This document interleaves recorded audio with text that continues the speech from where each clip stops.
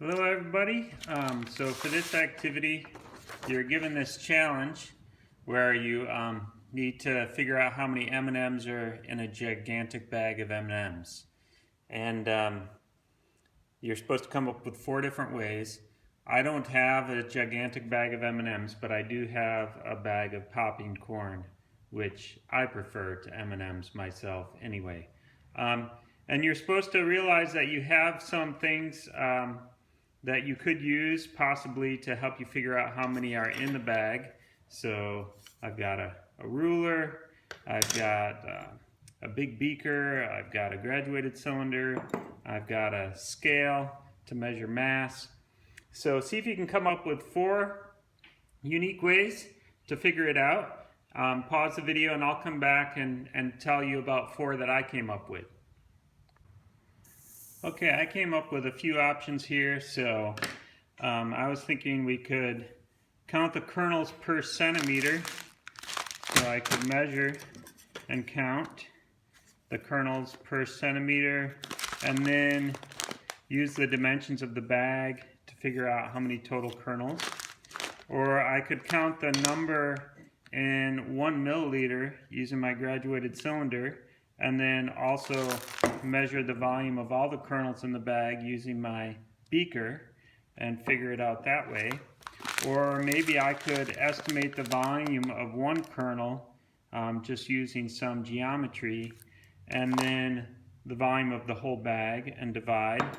Or maybe I could measure the mass of like 10 kernels and the mass of the whole bag and divide. Alright, so let's get the data that we need with the bag sealed up.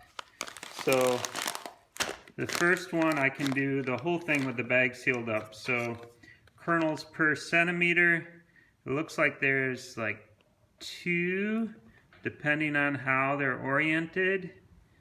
And then the whole thing is like 20 by 13 by 5. So 2 kernels per centimeter, and that's just in 1 dimension. And I said 20 centimeters by 13 centimeters by 5 centimeters. And so I'll be able to figure out how many cubic centimeters. But then I know in each of those dimensions, so I'll multiply first here, it's about 2 kernels per centimeter. And so to get rid of 3 factors of centimeters, I'll have to cube that conversion factor. Alright, to count the number to milliliter, I'm going to need to open the bag, so I'll skip that for now. Also, to estimate the volume of a kernel, I'll have to open the bag. I can get the mass of the whole bag right now. So I'm going to clear this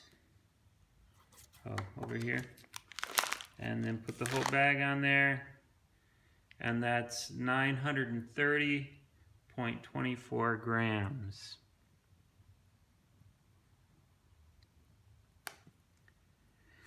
Alright, and I'll get the mass of 10 kernels after I open it up. Now I will also have to subtract the mass of the bag, so we'll figure out how much the empty bag weighs, and then we'll also know then that we get 10 kernels for however many grams that is. Alright, so I'll do some of this and maybe I'll do some fast forwarding in the video, but let me open it up here. And this one I'm pretty much done with. Let's go ahead and count the number of kernels in 1 milliliter. So I'll fill this to 1 milliliter.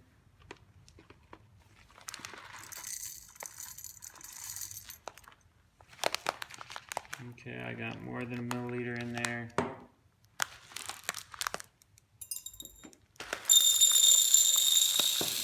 I'll have to take a few out. I'm gonna need a bigger beaker, shoot. Can't fit it all in there.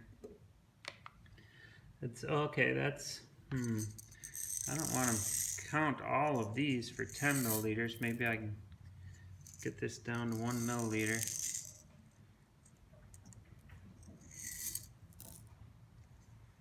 Looks like my lowest marking on here actually is 5. 5 milliliters is the smallest amount I can get. Okay, that's at about 5 centimeters. It's hard because I have to hold it sideways, but I'll count these. So 1, 2, 3, 4, 5, 6, 7, 8, 9, 10, 11, 12, 13, 14, 15, 16, 17, 18, 19. So 19 per 5 milliliters. 19 kernels per 5 milliliters. And then I need the volume of all this. Well, let's see, I've got 600 milliliters so far. I'll put that in another container that I have over here.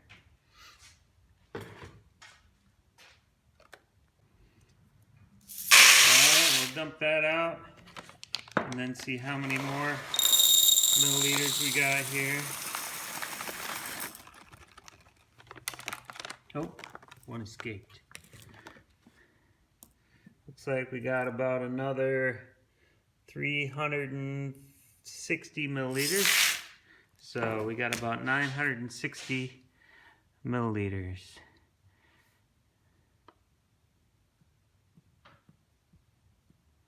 So that'll give us that.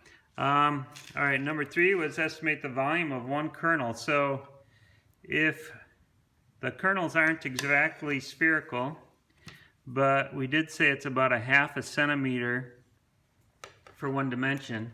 So if they're approximately spherical, I know the volume of a sphere is 4/3 pi r cubed.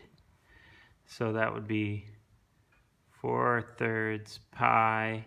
If the diameter is 1 centimeter, then the radius is 1/4 centimeter. So 1/4 centimeter cubed. And that'll give me the volume of 1 kernel. So that'll be cubic centimeters per kernel. And then again, I'll multiply by 960 milliliters. And that'll give me the total. All right, so I got what I need for methods 1, 2, and 3. And then I need the mass of the empty bag here.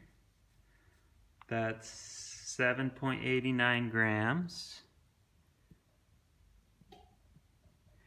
And then I need the mass of 10 kernels. So let me try this. 1, 2, 3, 4, 5, 6, 7, 8. Oops, that one rolled away. 8, 9, 10. So 1.71 grams for 10 kernels. All right, so I'll compare those.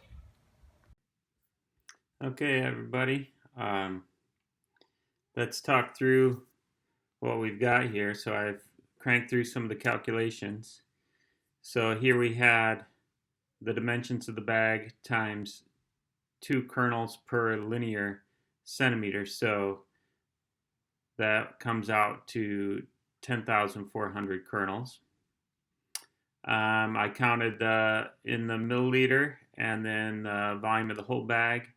So 19 kernels in 5 milliliters times 960 total milliliters. So that gives me 3,648, quite a bit smaller. This one, I had it upside down. Here I've got volume per kernel of 0.065 milliliters per kernel. So to use that conversion factor, I got to take my 960 milliliters and then flip this one over. Sorry, this is hard to see, but it's a kernel for 0.065 milliliters, that should be. Anyway, you get 14,668, kind of all over the place here. 10,000, 3,000, 14,000. And with the mass, I had the mass of the bag subtracted from the mass of the bag with the kernels in it, and then times 10 kernels was 1.71 grams, and I got 5,000 there. So kind of in the middle. So I think you can think through now which one is maybe the most accurate versus least accurate. Which method would you choose and why? And I think the thing to think about is how certain can you be of how many digits in each one. So in measuring the bag, we've got it to 2 digits, maybe uncertainty in the units place. Same thing here, this 5 milliliters. Maybe it was 4, maybe it was 6 in the grad cylinder. A quarter of a centimeter for the radius of a kernel.